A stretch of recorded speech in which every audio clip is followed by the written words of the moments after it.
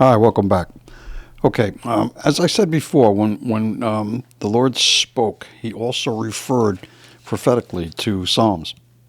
And that Psalm reference is in Psalm 2, verses 8 and 9. All right, actually in verse 9. He says, "Thou shalt break them with a rod of iron, and thou shalt dash them in pieces like a potter's vessel." All right? Be wise, therefore, O you kings, and be instructed, you judges of the earth.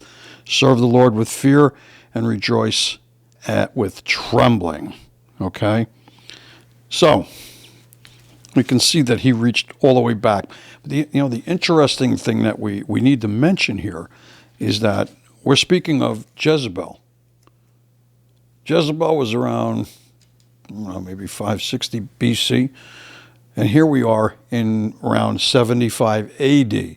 So last week we talked about how the prophecy in the underlying scriptural message of the messengers of the names in Joshua pointed to the mistress 845 to 850 years before Jezebel was born. Now here we have the Lord referring to Jezebel 600 years after she's dead. So we see a consistent line of repetition of characterization of this Jezebel spirit from the beginning of time in the garden all the way up to Revelation, just like I promised you, okay? It's here and it's mentioned in all of its cases. And the Lord comes out strong against them and says, I'm going to kill her kids with death. All right? Why? Because she's a murderer, an idol worshiper who came to destroy the bloodline of Israel, to destroy the bloodline to the Messiah, not once but twice. Don't get it wrong. The spirit world knows that the Messiah is coming back. They know what the promises are. They know what the scriptures say. Remember, they admit, but they will not submit. They admit to the royalty of God. They admit to the truth of His word, but they won't submit to it. And that's the struggle. And it goes all the way back. We spoke of the bloodline. We spoke about the birthrights. We're going to continue to do that. Let's take a minute just to look at this Jezebel, just for a few moments here. Let's focus on her end. In 2 Kings chapter 9, verses 30, it says, when Jehu was come to Jezreel, Jezebel heard of it, and she painted her face and tied her head and looked out at a window. And as Jehu entered at the gate, she said, Had Zimri, peace, who slew his master? And he lifted up his face to the window and said, Who's on my side? Who? And there looked out to him 2 or 3 eunuchs, and he said, Throw her down. So they threw her down, and some of her blood was sprinkled on the wall and on the horses, and he trode her underfoot. And when he was come in, he sat and he ate and drank and said, Now go see now this cursed woman and bury her, for she is a king's daughter. And they went to bury her, but they found no more of her than the skull, the hands, and her feet, and the palms of her hands. Wherefore they came again and told him, and he said, This is the word of the Lord, which he spake by his servant Elijah the Tishbite, saying, In the portion of Jezreel shall dogs eat the flesh of Jezebel, and the carcass of Jezebel shall be as dung upon the face of the field in the portion of Jezreel, so that they shall not say, This is Jezebel. By the way, in addition, as I told you, many Hebrew names have multiple meanings, and we talked about Jezebel's meaning without cohabitation. It also means dunghill, a pile of, you know what. We need not go any further on that one. So we begin to see exactly this whole pattern again, and this Antichrist spirit that Lord says he's going to kill with death. Okay? He's going to kill with death. And that's some heavy stuff. Now, we're going to find out as we move forward in Revelation that in the 4th seal in chapter 6, we'll jump over for a quick second before we go back to the previous chapters, just to clarify what I told you. It says, And when he had opened the 4th seal, I heard the voice of the 4th beast say, Come and see.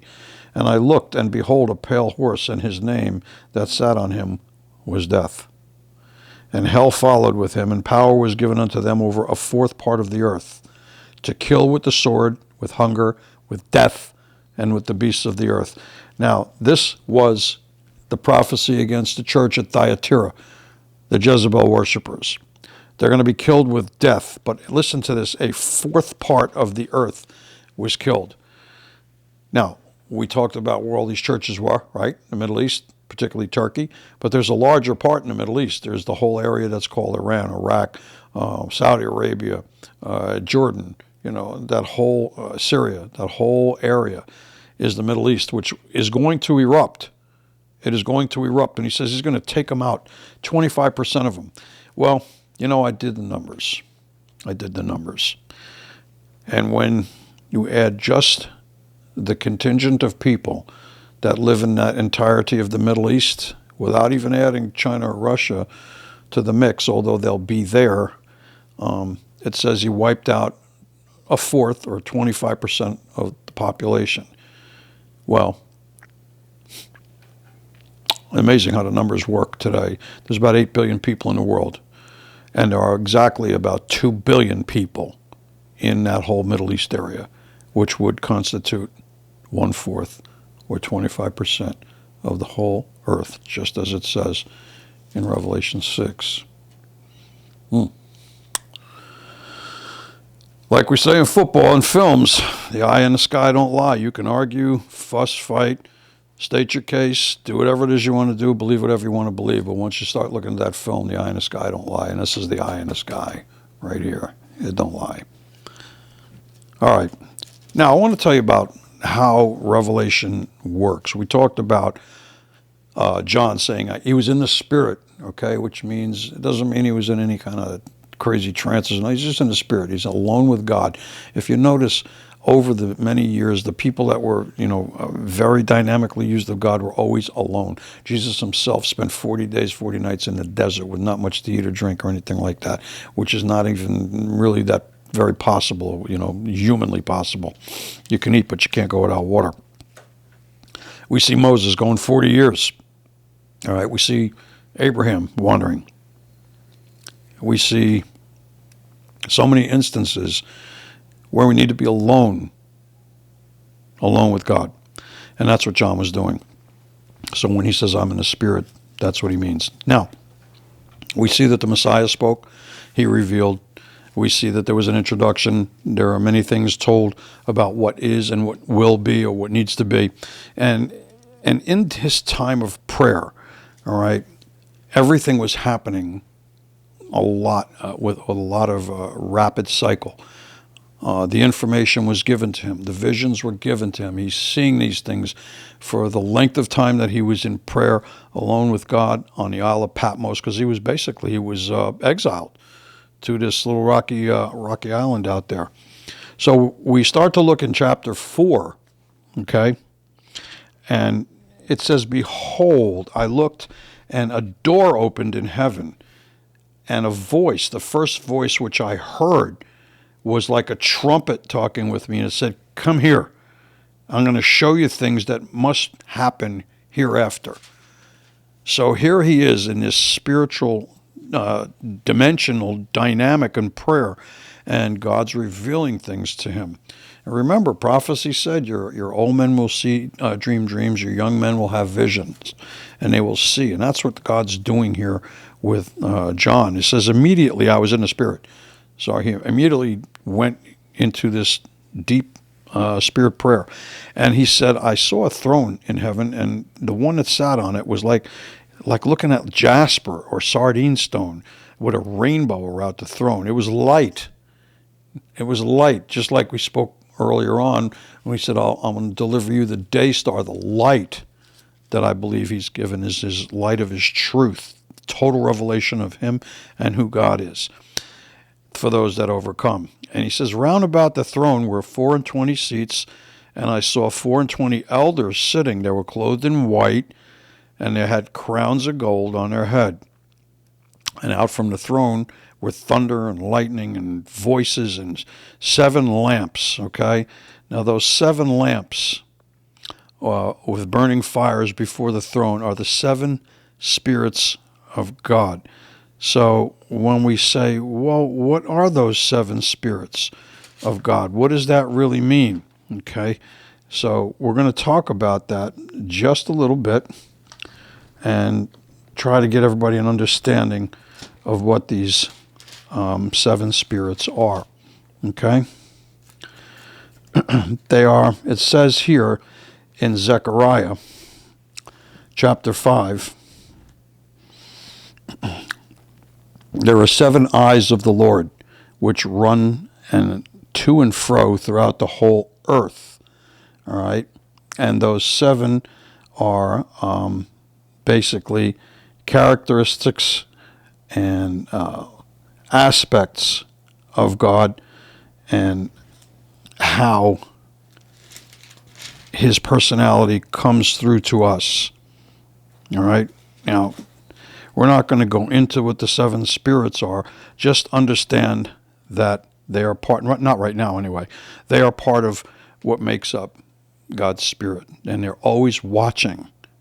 All right, the seven spirits of God are in all the earth, in all the earth. In chapter 5, we'll cover that as well. So he sees that these are, before the throne, there was like a sea of glass and this wonderful picture of this heavenly place. And he talks about a beast that was like a lion, and a second one like a calf, a third one with a face of a man, and a fourth like a flying eagle. And the four beasts each had 6 wings, and they were full of eyes, and they didn't rest. They all said, Holy, holy, holy, Lord God Almighty, which was, which is, and which is to come. And then when those 7 beasts gave their glory and honor to God, thanks to God, all right, then the elders fell down and began to worship the Lord at the throne. Now remember, he's seeing this in the spirit, okay? It's like a dream, all right? And these, they were saying, as they worshiped, that thou art worthy, O Lord, to receive glory and honor and power, because you created all things for your pleasure, and they are and were created for that reason. So he takes this quick glimpse, all right, into what appears to be like the throne room, all right, the throne room of God. And he's given a picture in a vision, in a dream, and sees that that's what's setting the tone as we go forward. Now we come into chapter 5, rather, where the sealed book is elaborated upon. He says, in the right hand of him that sits on the throne, I saw a book written on the backside, sealed with 7 seals. And I saw a strong angel proclaiming with a loud voice, Who is worthy to open this book and loosen the seals? That no man in heaven or in earth or under the earth was able to open the book or to even look at it. So John says, I began to weep. Again, he's in the spirit. He's in a dream world, because no man was found worthy to open it, and certainly not to read it, neither to even look upon it. But then one of the elders said to me, Weep not, for behold, the Lord of the tribe of Judah, the root of David, hath prevailed to open the book and to loose the 7 seals. That's when it gets interesting. Now, if you remember, one of the great premises for our whole study time together here comes from what was just delivered to John in chapter 11, verse 1 of Isaiah, the prophet. It says, And there shall come forth a rod out of the stem of Jesse, and a branch shall grow from his roots. The Spirit of God will rest upon him, the spirit of wisdom and understanding, counsel, might, the spirit of knowledge, fear of the Lord. Okay? Guess what that was? The 7 spirits that we talked about a few moments ago. Okay? The Spirit of the Lord, the spirit of wisdom, understanding, counsel, might, knowledge, and fear of the Lord. 7 spirits that we just talked about. I said we'd talk about them in a minute, and we did. So that's what they are. Okay?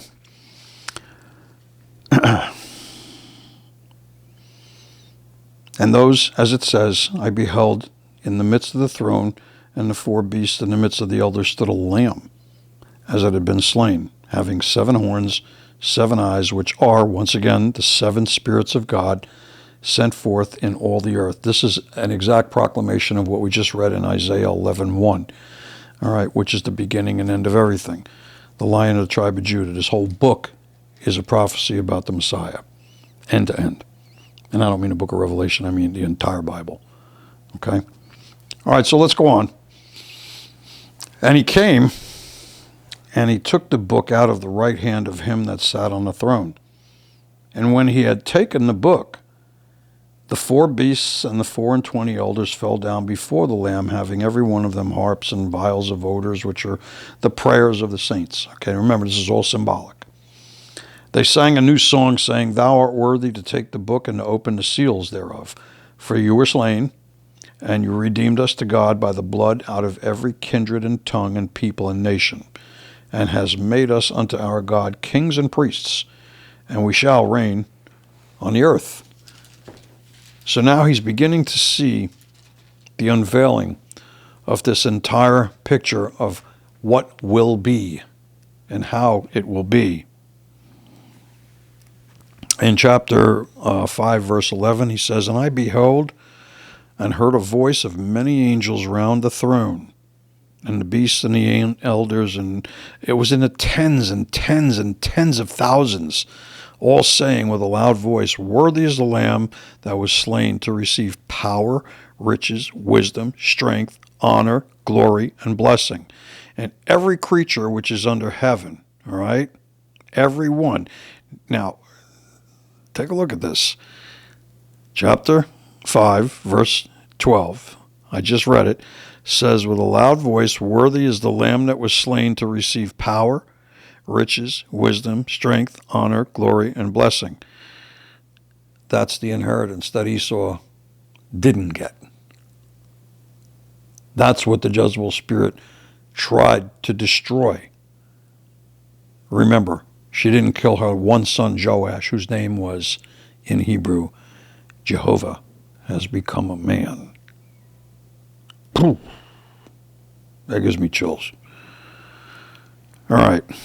So in verse 13, he says, Every creature which is under heaven, or in heaven, and on the earth, and under the earth, under the sea, and all them, I heard them all saying, Blessing and honor and glory and power be upon him that sits upon the throne unto the Lamb forever and ever.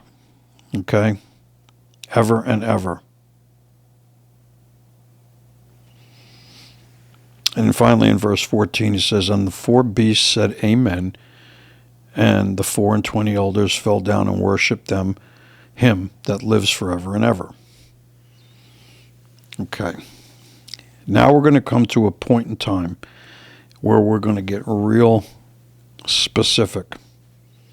Okay. We're going to talk about seals and trumpets and a lot of things that are going to be all related. Remember, John is seeing these not necessarily serial in order. We don't know the exact timing, although we did speak in depth about the timing of many of these things having to do with that final generation that kicked off in 1967. Well, we have moved forward under the impression of a 70-year generation upon which all these things have to transpire, which would take us out, to nearly 2040. And we are pretty confident that 70 years is an accurate portrayal, give or take a few, because remember, over time, a generation was longer or shorter based on the life length of the average man or person back then. Way back when, it was about 100. Then by the time, many, many years later, about 400 years later, it was about 70. The time of the Messiah, average lifespan was 35 to 40, which made the generation about that. Then it crept back up, and back now in the 20th century, 19th, 20th century, it's up 70 and more now as we speak. Okay? Now as we speak. And while we're going to go through the seals tonight, at least as far as we can up till time runs out, and we'll pick up each of the next succeeding weeks wherever we left off. But we will be going back and forth just to show you the consistency all the way through. And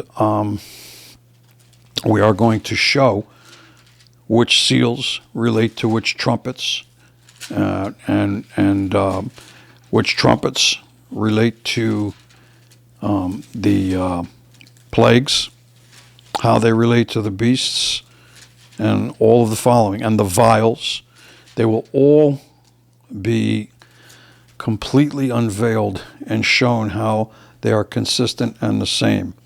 I mentioned to you last week that when we talked about these plagues, I like to call Revelation the spiritual Exodus, Exodus 2. All right. Much of the old covenant, and I have to say covenant because it wasn't a testament. A testament, remember, requires the death of a testator. Okay. All right. That's like a last will and testament. But a covenant is a binding promise. All right. Almost like a contract where we do something together to create a covenantal relationship. So in the old covenant, and there's a new covenant. One was by sacrifice of animals, and one ended that with the final sacrifice when the Lord said, "It is finished." He didn't mean it was death and his suffering was finished. He meant that all the blood sacrifice was finished and the atonement was made, and that was that. And he said, "It is finished." So that was a covenant, all right? And it was sealed in blood as a testament, all right, to be enforced. And that's why we need to be careful with the language. But in any regard, a lot of what happens in the old covenant, historically to Israel, happens in the physical world. Okay?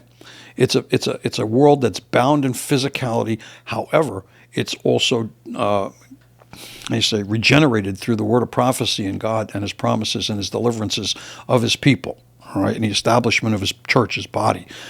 But in the new covenant, much of what we see is repeated in the spiritual context of what happens. So Israel and the world back then had a physical exodus, a deliverance from bondage, which is what Egypt means. Mitzrayim is the Hebrew word for Egypt. It means bondage.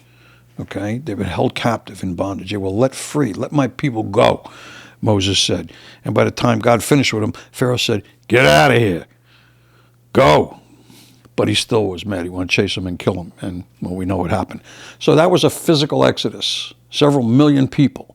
All right? But we saw that Jezebel spirit. We saw that Esau spirit attack the weak ones at the end, at the back of the pack.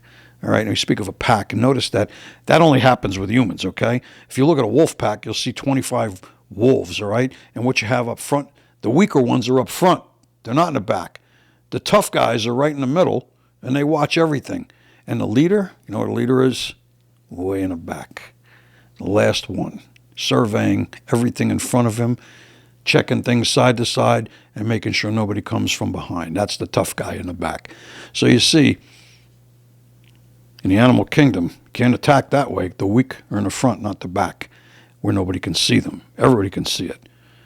But what happened with this spirit, it attacks, it's sneaky. All right?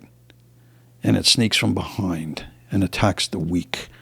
Those who were weak physically were attacked upon the exodus, the physical exodus out of Egypt. And those today that are spiritually weak, as we were reading right in here, in these churches, all right, the condemnation for their weakness and what may happen to them because of it. We have to be mindful of that. All right? All right, so we're going to go through, and we're going to start here, and then next session, we're going to start to get really a little more down deeper, where we're going to jump from several chapters across so I can show you the correlation between the vials, the trumpets, and the seals, and what they mean, when they happen, how they occur, okay? But we'll start now. In chapter 6, verse 1, it says, "I saw the Lamb, and he opened one of the seals, and I heard, as it were, like a noise of thunder. And one of the beasts said, 'Come and see this.' And I saw, behold, a white horse. And he that sat on that had a bow and a crown, and was given to him. And he went forth conquering and to conquer." This is war. This is war. "But you saw a white horse, the first horse of the apocalypse, of the Revelation. And then the second seal, that was the first seal. The second seal, when he had opened the second seal, I heard the second beast say, come look at this. Okay? And there went out another horse that was red, and power was given to him that sat upon that one to take peace from the earth. So by taking peace from the earth, he instills fear and confusion, much of like what's going on this very day. The installation of fear and confusion, causing people to turn from God in fear. Fear of persecution. Fear of what? And he that sat thereon was given to take peace from the earth, and that they should kill one another. There was given unto him a great sword. Now we have a third seal. And when he opened the third, I heard the beast say, come and see this one. Behold, there was a black horse, and he that sat on him had a pair of balances in his hand. And I heard the voice in the midst of the four beasts saying, a measure of wheat for a penny, and 3 measures of barley for a penny. And see thou hurt not the oil and the wine. Okay? And the fourth seal. When I heard he had opened the fourth seal, the voice came forth and said, come and see this. And I looked, and it was a pale horse, and his name that sat on him was Death. Just like we read in about the church of Thyatira, that God said, I'm going to kill Jezebel and all her children. I'm going to kill them with death. Well, here's Mr. Death. And hell followed with him, and power was given unto him over a fourth part of the earth, which we just saw in that previous chapter, to kill with the sword, with hunger or famine, and death, and with the beasts of the earth. And this is the lot of the church of Thyatira and the spirit of Jezebel and all that follow her. Those first 4 seals reveal to us the understanding of the 4 horses of the apocalypse that we often hear about. And we understand the color, the significance, white, red, black, and the pale horse, which signifies death. These are events that are going to happen upon the release, God's own release of these particular beasts to open the seals. And there are 7 seals, okay, but only 4 horsemen. And we'll talk about the other seals, but we are also going to relate the first seal, the second seal, the third seal to the first trumpet, the second trumpet, the third trumpet. And then ultimately, as I said, we're going to relate them directly to everything else, the vial judgments. And what I want you to understand is, as the Exodus was physical exodus out of Egypt for Israel back in the time of Moses, in this time, this spiritual exodus has to do with the release of all of these plagues. These plagues that were actually in the book of Exodus are all repeated in Revelation. And when we go through these seals, judgments, trumpets, and everything else you're going to see, I'm going to line them up to you, and we're going to compare them next week. So I just wanted to introduce you to those, give you a concept and an understanding tonight of the reality of what's going on here and how imminent it is. And you're going to see that everyday life today, unlike all of the other times in prophecy where this business about wars and rumors of wars, this, that, and the third, a plague here, a plague there, here a plague, there a plague, here a plague, this is going to all come into context in the fullness of it now, because the time is running short, as we talked about in the generational extension from the time that Israel was freed in 67 unto the end. These things will happen, okay? And we're going to go through them in detail next week. So please begin to start to read and to study. And I'm going to do my best to open up as much of this as I can to you so that we can get a good common understanding clearly, right in Scripture, fact, no fiction, all right? Anyway, we'll see you next week. May he who makes peace in high places make peace for you. God bless.